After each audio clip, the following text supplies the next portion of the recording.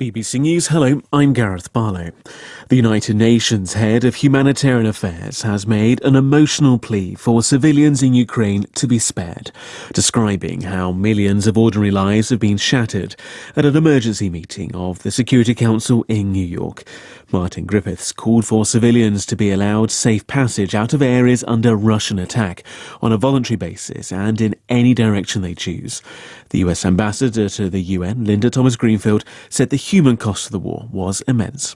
The world is haunted by these images of homes, hospitals, schools, orphanages being destroyed, demolished in front of our eyes. Child cancer patients unable to receive chemotherapy, babies delivered in basements instead of maternity wards, and hundreds of thousands of civilians without access to electricity, for heat, or drinking water to stay alive. At the same meeting, Vasilina Bianza, Moscow's UN ambassador, insisted it was not Russian forces that were preventing civilians from leaving Ukrainian cities. The permanent representative of the United States today accused Russia of not complying with our commitments to create safe humanitarian corridors.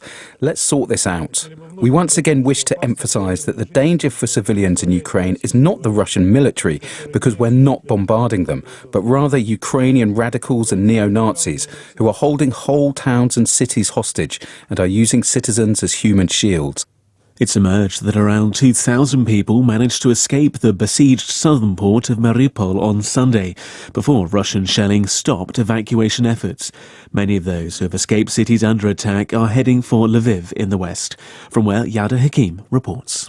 We spoke to the deputy mayor of Mariupol, which is incredibly strategic and has now become completely encircled by Russian forces, as well as shelling and bombardment overhead. People are desperately trying to get out of there. We are expecting another round of talks on Thursday, where the foreign minister of Russia, Sergei Lavrov, and the foreign minister of Ukraine, Dmitry Kuleba, will also meet. Now, this is the most high-level discussion between the two sides that's taken place since the war has started 12 days ago. People here are hoping, are praying for better days, but they know that the worst is yet to come. Ukrainian rescue workers say at least 13 people were killed when an airstrike hit an industrial bakery west of the capital Kyiv. International markets have fallen further as investors become increasingly concerned that higher energy prices stemming from the Russia-Ukraine conflict will slow the global economy and raise inflation. In the United States, all stock indices ended lower again, following 4 straight weeks of declines. World news from the BBC.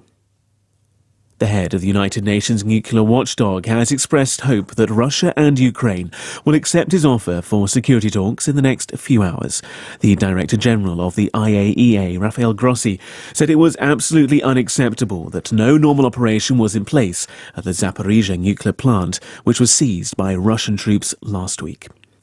On the diplomatic front, the Turkish Foreign Minister Mevlut Cavusoglu says his Russian and Ukrainian counterparts will meet later this week in Turkey. James Landell reports. Amid the fighting, there is, it appears, some space for diplomacy. Russian and Ukrainian officials met for a third time in Belarus, again with low expectations. Perhaps more significantly, Turkey announced that Ukraine's foreign minister, Dmytro Kuleba, would meet his Russian counterpart, Sergei Lavrov, on Thursday. This meeting, if it happens, in the southern Turkish city of Antalya, would be the highest level contact between both sides since the invasion began. In other news, the UN Human Rights Chief says the situation in northern Ethiopia has deteriorated significantly since November, with widespread violations, including airstrikes and hundreds of incidents of rape. Michelle Bachelet told the Human Rights Council that her office had recorded more than 300 killings and hundreds of injuries as a result of aerial bombardments. Researchers in Britain and Germany say the Amazon rainforest is becoming less resilient, increasing the risk of permanent loss of vegetation. The scientists say satellite data from the past 3 decades suggests that large areas are losing their ability to recover from the effects of drought, deforestation and fires. They say the Amazon could soon reach a point where tropical forests turn into savanna.